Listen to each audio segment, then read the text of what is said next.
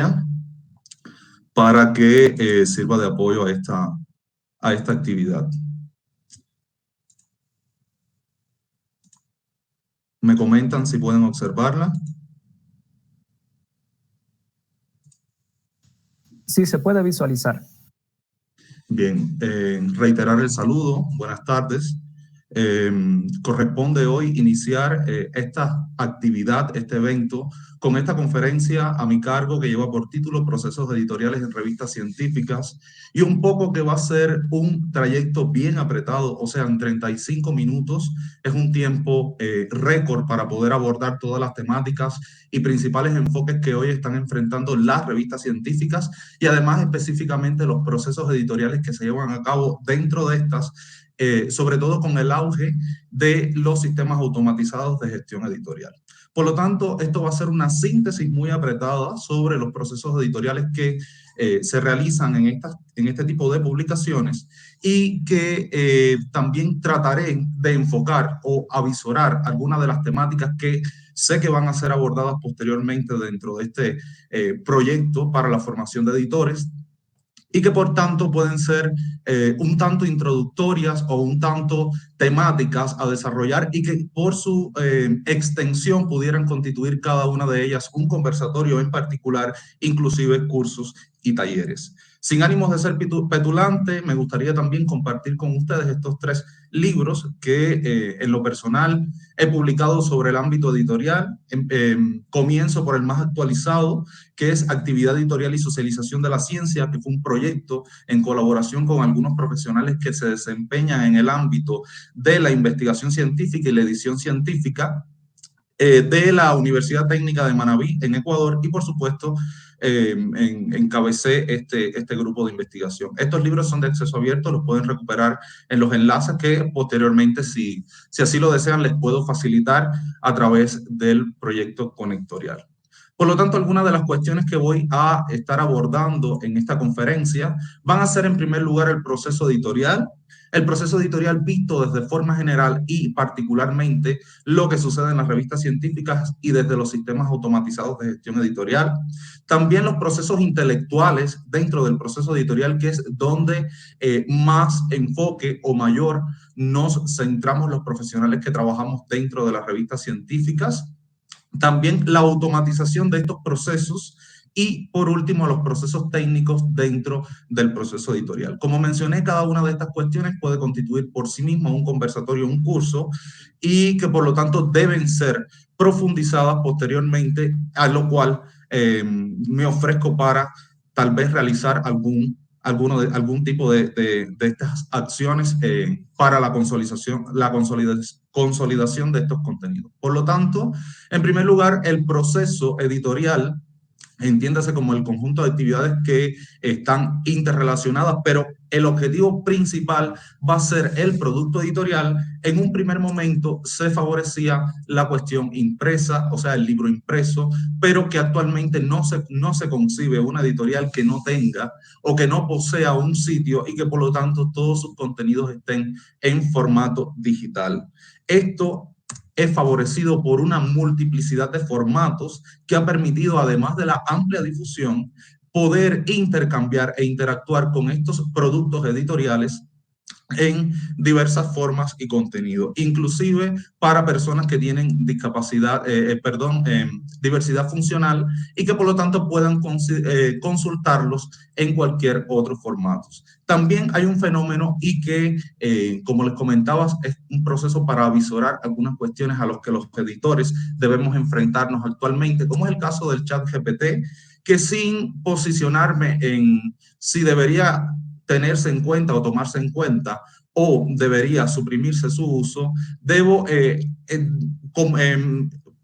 enfocarme en el sentido de los beneficios que pudiera traer, y que también muchas comunidades científicas ya están reconociendo al ChatGPT como autor y coautor de artículos y libros científicos. Sin embargo, como les comentaba, es un tema complejo, puesto que, aunque es relativamente nuevo, la inteligencia artificial actualmente está funcionando como un creador de contenidos, pero que la labor del editor va a estar entonces enfocada precisamente a identificar cuáles son aquellos aspectos que verdaderamente merecen ser considerados o que tienen un aporte en la ciencia y cuáles no. En este caso, el autor debe valorar, puesto que el ChatGPT, esta inteligencia artificial, genera documentos o posee información anterior al 2021. Y por lo tanto, aquí lo cuestionable sería el aporte, que eso sí recaería en manos del autor. Por lo tanto, también se han creado una serie de herramientas, como es el caso del detector de salida GPT-2,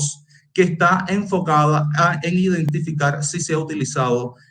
inteligencia artificial en la autoría de algunos artículos, libros, etcétera, y también el GPT-0 que busca determinar si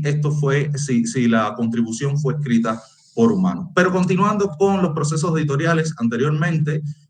observamos cómo las monografías también debían estar impresos y que ahora se posicionan en plataformas como es el caso del Open Monography Press, del Public Knowledge Project. Lo mismo ocurre con los productos editoriales que tienen que ver con las memorias de eventos. Antiguamente se realizaba lo que sería una memoria en CDs, inclusive algunos resúmenes en libros y productos impresos, y que actualmente se utiliza para ello el Open Conference System. Lo mismo ocurre con las revistas que se realizaban en formato impreso y que ahora serían inconcebibles sin el uso de este sistema automatizado del Open Journal System. Por lo tanto, dentro del proceso editorial van a existir diversos roles. En primer lugar va a estar el público, identificado como autores, investigadores y lectores. En segundo lugar va a estar el proceso intelectual, donde la mayoría de los profesionales que trabajamos en este tipo de revistas nos desempeñamos, como es el caso del responsable de secciones, los árbitros y los revisores, y los procesos técnicos, que son los que permiten que se realice este producto editorial y que por lo tanto sea a su vez consumido por el público, que a la vez puede convertirse en colaborador. En este caso están los editores, los traductores, diseñadores, diagramadores, maquetadores, responsables de galeradas, corrector de pruebas y otros muchos roles que también se asocian al proceso editorial, pero que están en desuso, como es el caso de los mecacopistas, etcétera, etcétera.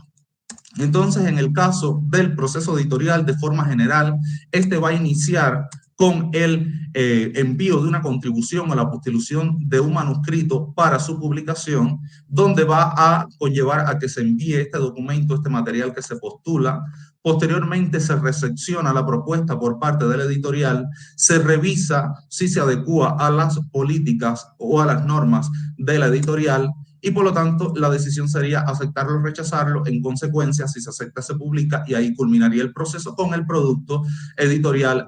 revisado por estos profesionales. Por lo tanto, también van a existir diversos roles dentro de los que mencionaba. En el caso del autor, va a participar como formulador, ejecutor, demanda, apoyo, destinatario. Y en el caso del proceso editorial desde el ámbito técnico, vamos a ver que estos profesionales van a elaborar como ejecutores, demanda, implementación, formulador, control, toma de decisión y apoyo. En este sentido, dentro de todos estos roles van a existir un conjunto de actividades a realizar por parte del profesional, pero particularizando en algunos procesos técnicos. Dentro de los más conocidos se encuentra precisamente el proceso de diseño editorial. El diseño editorial es la forma de dar el acabado a este producto editorial, y que por lo tanto es lo que la persona, el público, pueda consumir y en consecuencia consultar. Por lo tanto, va a producir libros, revistas, periódicos, cómics y otras diversidades de publicaciones o productos editoriales, que en este caso, aunque no solo se está enfocando al ámbito científico, si bien es cierto de que en este ámbito es necesario un conjunto de reglas y normas establecidas que puedan favorecer la calidad fundamentalmente de revistas. Por lo tanto, este diseño publicitario, en contraposición con el diseño editorial que se realiza en las revistas científicas, va a tener algunas cuestiones que tienen que ver con las ilustraciones, el uso de tipografías, el uso de imágenes, el uso del color. También importante va a ser el uso o el diseño de la identidad de la identidad de una editorial, como es el caso de los ejemplos que traigo a colación, y que esta identidad va a ser su marca, va a ser la forma en que se posicione dentro de la comunidad científica o dentro también del público que consume. El diseño de la identidad introduce un signo distintivo como una marca, como es el caso del logotipo, entre otras cosas, pretendiendo la identificación de un producto, de una empresa o una institución. Dicho signo se encuentra presente tanto en los embalajes como en las revistas o cartillas que emiten empresas, sus vehículos, sus oficinas, personalizando cada momento y además facilitando el reconocimiento de quien emite el mensaje, que en este caso son las casas editoriales o la editorial en sí. También en el caso de las revistas, la identidad propia que tienen estas publicaciones. Por lo tanto, el diseño editorial va a ser una rama del diseño gráfico que se especializa en la maquetación, composición de diversas publicaciones como libros, revistas, etcétera. Esto tiene su principal antecedente en la Edad Media, donde los copistas fueron los primeros que establecen las normas del espaciado, los márgenes, las columnas, y que esto es lo que trae a que actualmente se respeten algunas composiciones que están enfocadas sobre todo en libros y que tienen que ver con el uso de la grilla, la composición específica de la página que tiene que ver con las columnas, las calles, que es la separación entre columnas, y que esta sería la retícula que actualmente se emplea sobre todo para los libros impresos. En el caso de la invención de la imprenta, esto tiene como principal hito la confección a gran escala, a producción de libros y materiales impresos, y que por lo tanto esto también le impregnó un ámbito ya desde el punto de vista industrial a el libro, y se crea lo que se conoce como la industria del libro. Sin embargo, la imprenta no va lejos de lo que se conoce tradicionalmente, que fue Johannes Gutenberg, el inventor. Ya en China existía la impresión de tipos móviles desde el año 1040 de nuestra era. Por lo tanto, esta industria editorial que se va a conformar a partir de la invención de los tipos móviles trae como resultado los primeros libros, que son conocidos como los incunables, libros grandes, extensos, que tenían una encuadernación en materiales preciosos, inclusive tenían incrustaciones en diamantes, algunos eran encuadernados en madera, eran prácticamente una obra de arte estos textos. Y los tipos móviles van a estar precisamente en la génesis de que se modernice la actividad editorial y que por lo tanto se conozca o se establezcan las normas a lo que actualmente conocemos como diseño editorial. Acá, por ejemplo, vemos cómo a partir de todas estas cuestiones se establece lo que sería una pieza gráfica de un pliego, que más bien se utiliza en la edición de material digital, y las piezas gráficas de doble página, que sería ya más bien para el material impreso, donde va a existir una caja útil, una página par, una página impar, con la cuestión de que al momento de realizar el corte se pueda tener este texto útil. También la organización por columnas, por las calles, que son las separaciones, y por lo tanto el uso de las tipografías y los diversos tipos en el ámbito del interlineado, el cuerpo, en el espaciado, y que le va a dar un equilibrio funcional entre el contenido escrito, visual y los espacios. La portada va a ser un elemento principal de identificación que tiene algunas cuestiones, normas preestablecidas y que van a determinar la calidad de un producto editorial. En este caso, por ejemplo, le traigo a colación la revista Islas, que es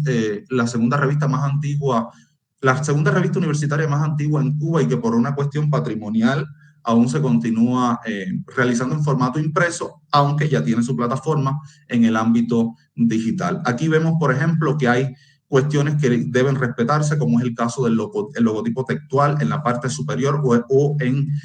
una parte protagónica dentro de esta cubierta, portada o tapa, como también se le conoce. La familia tipográfica Textura Black, información fija que tiene que ver con el ICCN, el volumen, también el formato, o sea, el tamaño de toda la cubierta, el uso de la ilustración, y en el caso también de la información fija, también se repite secuencialmente y va a estar presente en todas las cubiertas, portadas, etcétera, de las publicaciones. Y acá, por ejemplo, se observa cómo ha evolucionado la identidad visual de la revista desde su surgimiento en 1958 hasta la actualidad. En este caso se observa hasta 1980 la identidad que presentó y actualmente cómo es que esta revista puede ser consultada a través de Internet, a través del Internet. Sin embargo, hay cuestiones que siempre se respetaron en la composición y también en el rediseño de la identidad visual de esta publicación, como es el caso de la tipografía y como es el caso de la imagen que acompañó la primera cubierta cuando surge por primera vez la publicación. Entonces también van a existir un conjunto de parámetros para evaluar el diseño editorial de una publicación impresa y electrónica,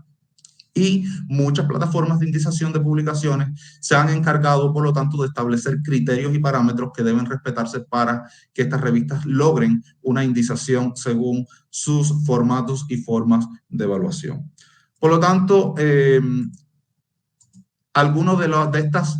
estas fuentes de indización está el modelo de la Thomson Reuters, la metodología del proyecto Ese Cielo, la de la TINDEC, de la Academia de Ciencias de Cuba, un poco más particular, pero también con parámetros bien establecidos, la red de revistas científicas de América Latina, España, Portugal, Redalí, y el modelo de la normativa de las revistas científicas en España.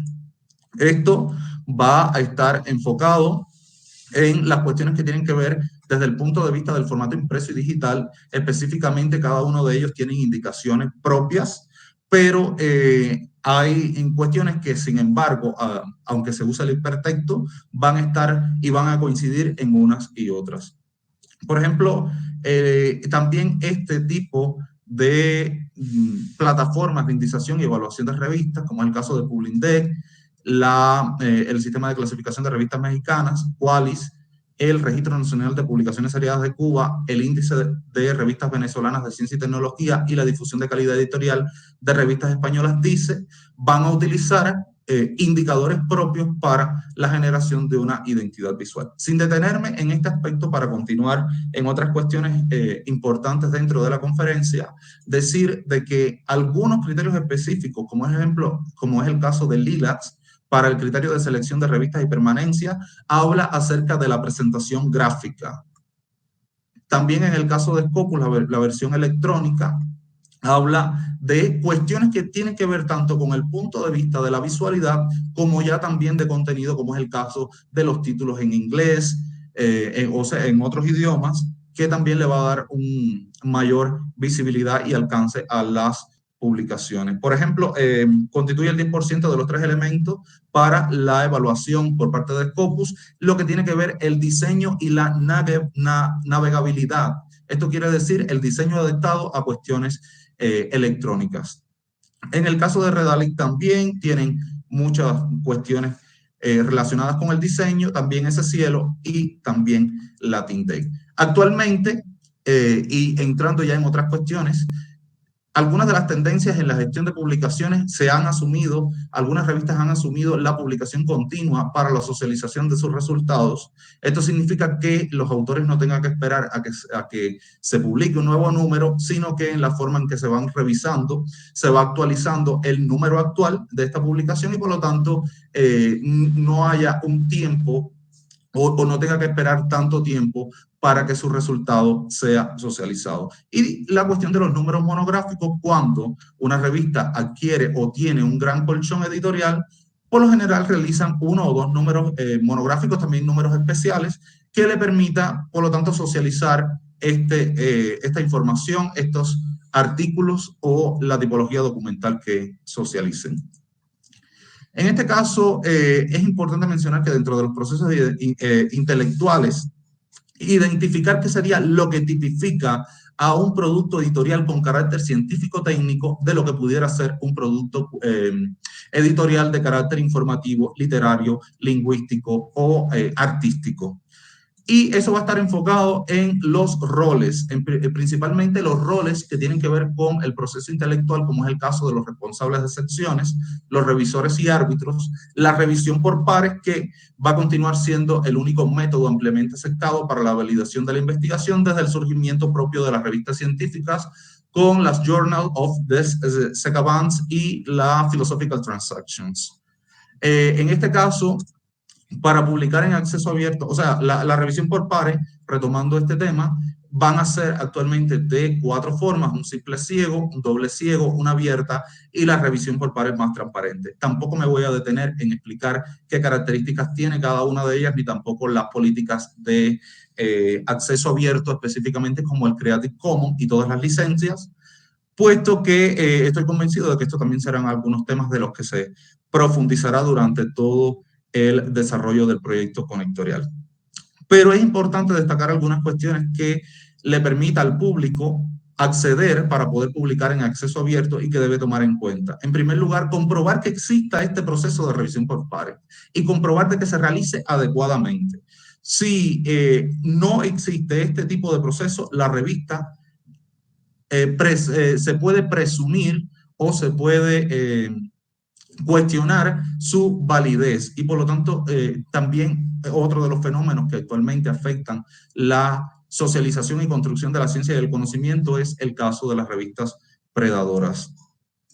También debe comprobar el autor si existen tarifas o cuáles son las tarifas que existen antes de publicar. Hay varios tipos de políticas de acceso abierto y además enfoques de estas políticas. La mayoría no cobran a sus autores por publicar, pero el hecho de que cobren ya hay algún tipo de indicador de que la revista viole algún tipo de los procesos o del proceso en sí de la revisión por pares, y por lo tanto el pago es la vía para la publicación de su contribución. Y además revisar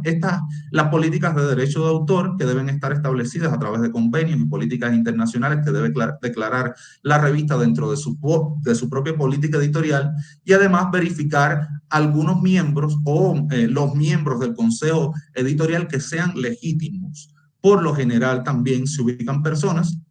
con el objetivo de visibilizar las revistas que no poseen la categoría científica, o que por lo general son personas que en sí no existen, y en tanto esto también deviene en la calidad y la forma en que usted socializa su investigación. Por lo tanto, debe existir además como documento complementario por parte de dentro de los roles del proceso intelectual de la edición científica, el formulario de revisión. Este formulario para la evaluación de artículos debe contener algunos elementos identificativos, pero que evidentemente conserve las cuestiones de anonimato del autor. La persona que recibe esto, el evaluador, deberá tener criterios e indicadores específicos que le permitan evaluar el contenido y los aspectos formales de la contribución o del manuscrito. En consecuencia, tomar una decisión, que por lo general son 4: publicarse como está, luego de correcciones y modificaciones, con comentarios fuertes, debe rechazarse con la sugerencia de que sea remitido a otras revistas o a publicación, y por último, rechazarse. Esto que les mostré es un formulario real de una evaluación realizada a un artículo. Otro elemento que interfiere o que ha favorecido en alguna medida la socialización de la ciencia y del conocimiento es precisamente la automatización de los procesos editoriales. Por lo general, las personas únicamente conocen el Public Knowledge Project, específicamente para revistas, el Open Journal System, pero que existen otros software, otras plataformas donde también se aboga por la automatización de los procesos de edición, sin ánimos también de particularizar en alguno de ellos, a excepción del Public Knowledge Project, que apuesta por el acceso abierto, el Open Access, y también por la socialización y la construcción del conocimiento desde el punto de vista de la democratización de la ciencia. Por lo tanto, este tipo de plataformas se van a enfocar a todos estos procesos que se realizan o que se realizaban de forma tradicional, de alguna forma poder moverlos al ámbito de la construcción automatizada de este tipo de contenido, por lo tanto, también agilizar el proceso y que en consecuencia vemos que cada año aumenta el número de investigadores, el número de revistas y fundamentalmente el número de artículos que se publican en formato electrónico. Y por lo tanto, esto también tiene que ver con un proceso y con un fenómeno conocido como el publish and perish, o sea, si no publicas, pereces. Entonces, esto también ha influido en el aumento de la producción científica y de investigadores que se posicionan dentro de este canal global de la ciencia y que tiene que ver precisamente con los procesos de edición. Entonces, el Open Access va a ser la apuesta que tiene este proyecto conocido como el Public Knowledge Project y que se va a estar orientado a mejorar la calidad y el rigor de las investigaciones y además emplear ambientes innovadores para la publicación y difusión de los conocimientos en línea. Fue desarrollado por 3 universidades norteamericanas y los principales productos son el Open Monography Press para libros y revistas. Aquí les presento un ejemplo. El Open Conference System también en este caso, para conferencias, para eventos científicos y que además luego te deja o permite que los autores el público pueda consultar las ponencias a tiempo completo o tal vez el resumen si así lo desea el autor. Acá un ejemplo. Y bueno, el Open Journal System, que es el producto de esta iniciativa, que es el que va a estar enfocado a las revistas científicas. El Open Journal System surge a partir de la década del 90 con el objetivo de migrar la revista impresa al formato digital. Permite comunicación entre autores y el personal o los profesionales que están involucrados en el ámbito de la edición científica, sobre todo en el rol el rol intelectual y también el técnico, y por lo tanto esto va a favorecer de que las revistas puedan mantener el doble ciego, mantener el anonimato de las personas y que todo el proceso se realice de forma transparente, donde el autor además pueda seguir cómo es que se va realizando su proceso de revisión y de dictaminación de su artículo. Esto además va a posibilitar a través del marcado XML se va a posibilitar de que se pueda exhibir en varios productos, en varios formatos y por lo tanto que se pueda socializar en mayor cantidad de formatos y también de productos editoriales. Los principales aspectos que permiten evaluar, por tanto, las revistas científicas y que ya vienen, una de las cuestiones que trae el Open Journal System es que los editores puedan ubicarlo y que sea claro, va a ser la frecuencia, la puntualidad en la salida de los números, la visibilidad y asequibilidad, el alcance y universalidad de estos contenidos, la corrección gramatical y estilística del texto, la novedad de la información publicada, los elementos de valor añadido, el rigor científico o la validación de estos contenidos, el valor para la institución, para el país, para la ciencia, el cumplimiento de la misión y las políticas de las revistas y la proporción de artículos arbitrados del total que se publica, además del número de páginas que evidentemente tiene que ver con una cuestión más bien organizativa de las publicaciones. Sin embargo, cuando son en el ámbito impreso no es necesario. De hecho, actualmente se le pone un identificador universal al texto, que esto también es un tema que pudiera profundizarse, los identificadores universales, tanto para autor como para material publicado. Y se puede prescindir sobre todo de los números que son de publicación. Las revistas que son de publicación continua han asumido esta política. Por lo tanto, dentro de la automatización de estos procesos editoriales van a haber algunas cuestiones que desde el punto de vista de esta plataforma para la automatización, el Open Journal System, se van a reiterar. Y es una cuestión que tiene que ver con la imagen, el tipo de etiquetas, la forma de organización de los contenidos y que por lo tanto puedan ser validados y que puedan favorecer la evaluación por parte de de entidades que son indicadores y evaluadoras de revista y por lo tanto incorporarlos a sus índices, y que tiene que ver precisamente con la arquitectura de información y que es lo que va a determinar que este tipo de producto, el Open Journal System, tenga una, digamos, una estandarización dentro de todos sus productos editoriales. Esto ha dado al traste, por ejemplo, en el caso de las etiquetas, van a haber algunas que se van a repetir, que van a constituir elementos de contenido a ubicar por parte del consejo editorial de las revistas y que tiene que ver también con el diseño. Tal es el caso de la etiqueta acerca de, que va a estar frecuentemente en todas las publicaciones que utilicen este tipo de sistema, el Open Journal System, y donde el consejo editorial va a poder ubicar todo este tipo de información necesaria para la evaluación de la publicación. Las otras cuestiones que tienen que ver con la frecuencia, la salida en tiempo, tratar de evitar los retrasos, ya son cuestiones propias del trabajo interno de la revista y que ya evidentemente el Open Journal System no puede solucionar. Para mayor información en este aspecto, para pasar al siguiente, se puede consultar este artículo que tiene que ver precisamente cuáles son con el diseño de la arquitectura de información para la comunicación científica en sistemas automatizados y el caso particular del Open Journal System. Esto también puede constituir una guía, un tutorial, un recurso para que todas las entidades que estén en proceso de implementación de una publicación lo puedan consultar y por lo tanto poder realizar este tipo de productos.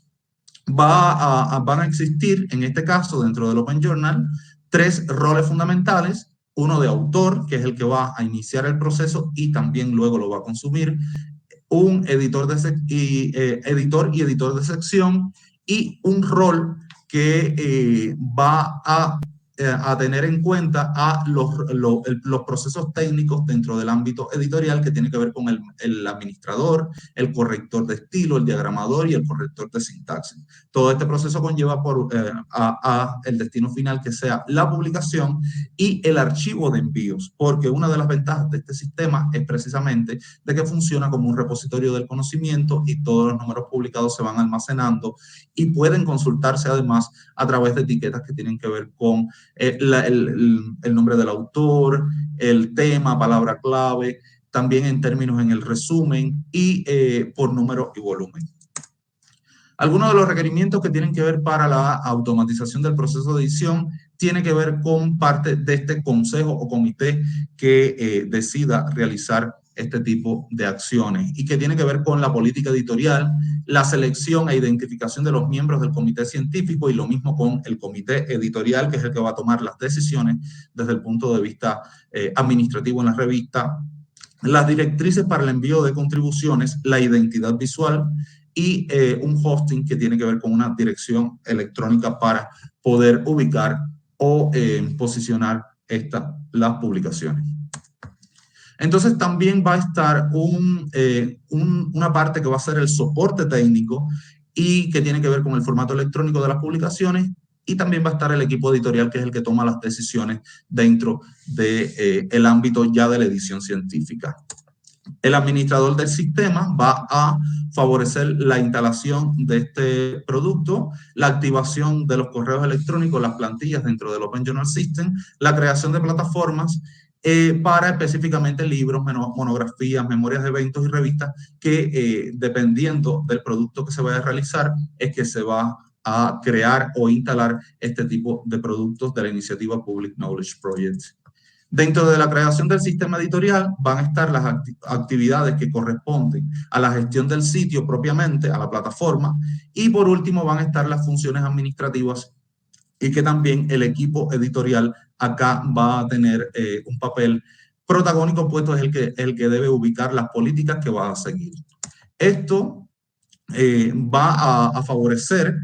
la cuestión de la indización, que independientemente de la fiebre que existe actualmente por la indización de publicaciones y demás, sí tiene que ver precisamente con el uso de este tipo de sistemas y el respeto a normas y convenios internacionales. Los evaluadores van a asumir estas políticas y por lo tanto van a actuar en consecuencia, y que tiene que ver con el posicionamiento. En primer lugar, el posicionamiento es la ubicación o no, o la indización de unas publicaciones, pero que es una triada que depende de varios factores. Por ejemplo, a la vez que un producto editorial, una revista en este caso, está posicionada, va a tener mayor visibilidad y por lo tanto potencialmente pudiera generar mayor impacto. Y el impacto es en el ámbito de las revistas científicas el principal aspecto para el posicionamiento de las publicaciones. A mayor cantidad de citas recibidas, mayor posicionamiento, porque las fuentes de indización van a observarlo, además de otros criterios que tienen que ver con la forma y contenido y presentación de las revistas, y por lo tanto va a tener mayor visibilidad y esto va a favorecer el consumo de estas publicaciones. Esta triada es en la que se debe trabajar para el mejoramiento de esta revista. Sin embargo, también esto es otro tema, la indización, que pudiera posteriormente abordarse con mayor profundidad. Quedaría pendiente entonces, ya terminando justo en el tiempo, algunos temas que propongo al equipo de Conectorial y que en el cual también me ofrezco para poder participar y colaborar, como es el caso de los indicadores para el diseño de revistas científicas. O sea, cuáles son los indicadores indispensables que permitan, dentro de este camino de la indización a una publicación en el menor tiempo posible, poder posicionarse en este ámbito y por lo tanto generar mayor visibilidad, posicionamiento e impacto. Los indicadores bibliométricos de calidad editorial, o sea, hay varios y son muy específicos y que determinan que este tipo de productos editoriales, que las revistas científicas en particular, puedan ganar en visibilidad y puedan ganar además en alcance. Específicamente también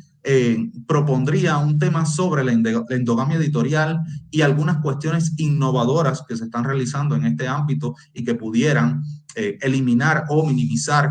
los índices de endogamia editorial y por lo tanto favorecer este posicionamiento de estas revistas. Y por último, el impacto social de la ciencia y la tecnología, que ya va mucho más allá de todas estas cuestiones técnicas que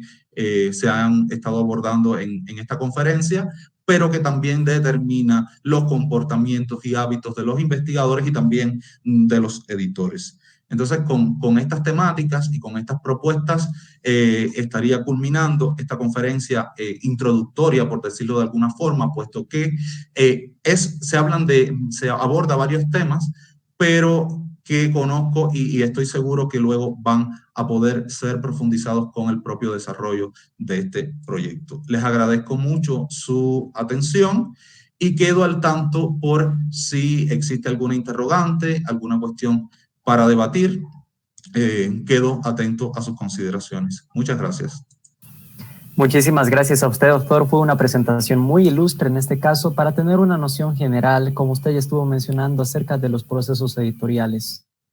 Ahora, conforme al interés de los interesados en este caso que están presentes en la reunión, pues va a disponerse un tiempo para las preguntas, a las cuales ya están algunas escritas en el chat de la reunión de Meet. Y aquí pues menciono una que fue escrita por parte de Mayre Barceló Hidalgo, la cual indica: a su criterio,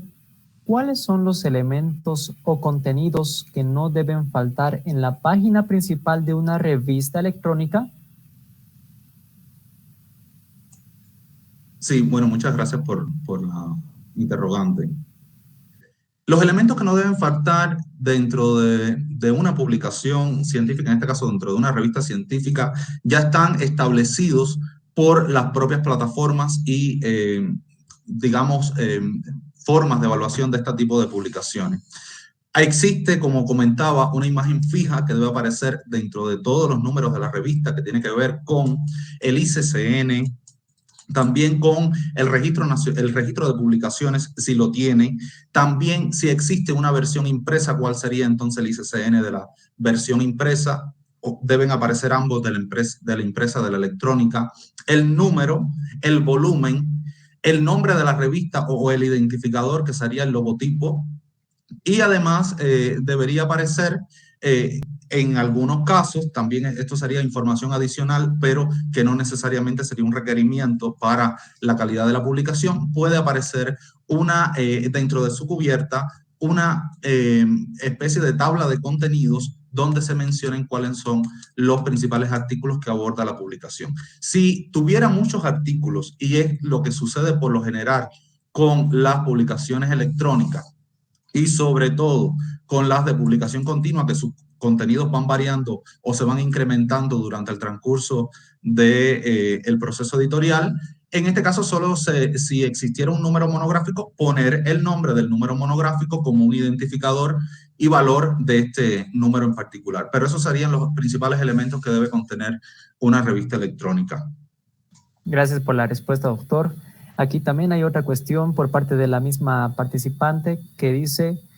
¿cuán pertinente es separar los tipos de artículos en secciones? Sí, esto últimamente ha estado variando, sobre todo en las publicaciones que han asumido o las revistas que han asumido la publicación continua. La pertinencia está dada en el tipo de público o comunidad científica a la que se dirige. Por ejemplo, una comunidad científica de filósofos, o sea, una revista de filosofía, por lo general sí tienden a parcelar el tipo de artículos que se publican en la revista. Por ejemplo, las cartas al editor, ubicarla en una sección, las comunicaciones breves en otra sección, los artículos de investigación y los artículos de revisión. Sin embargo, esta organización viene del propio surgimiento de las publicaciones, o sea, anterior a la revista científica que conocemos actualmente. Existían una especie de hojas sueltas donde un poco que se distribuía o se diseminaba información o noticias en el ámbito científico, y que luego, con la aparición de la revisión por expertos, la revisión por pares, es que luego se asume este formato. Actualmente, con la publicación continua, y como es diversa la forma en que llegan a la revista las contribuciones, por lo general se han ubicado indistintamente de una forma. Al inicio, muchas veces se han ubicado los artículos de investigación, entonces las cartas aparecen en un lugar secundario casi al final de las publicaciones, pero esto lo que le permite a la persona, al público que consume este producto editorial, es localizar la información pertinente que requieren para poder, digamos, consultar o realizar su trabajo académico. Expresamos las gracias por la respuesta, que fue oportuna. Y ahora también hay otra pregunta, también que indica: ¿quiénes conforman el comité científico de las revistas? El comité científico de las revistas, a petición, o debe ser a petición del consejo editorial,